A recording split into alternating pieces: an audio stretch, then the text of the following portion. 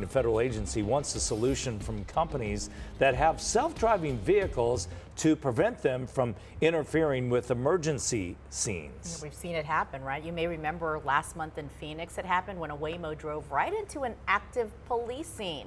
So David joining us live right now with what the government wants done, plus an expert's take on this whole thing. Good morning.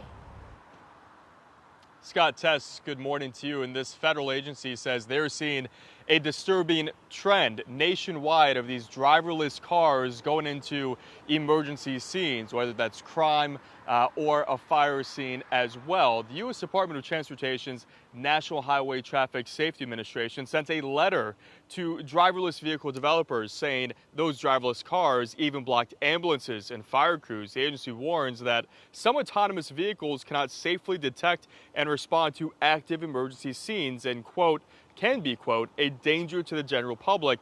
We spoke to Andrew Maynard, who is a professor of advanced technology transitions at ASU, about this letter and some of the challenges that the federal government faces in trying to regulate self-driving vehicles.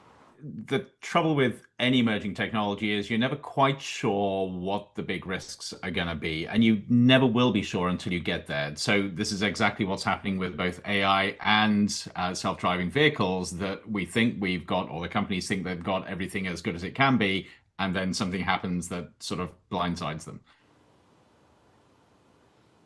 And Tess referenced this that happened last month. A Waymo drove through an active crime scene when armed officers were searching for an armed suspect near Sky Harbor Airport. A former police chief called that situation very dangerous. At the time, a spokesperson for Waymo responded saying safety is fundamental to what they do, and they actively work with law enforcement. In a letter from that federal agency, they're looking for a discussion around a solution to this problem at the end of this month, Scott and Tess. And of course, we'll keep viewers updated on if anything is decided at that meeting.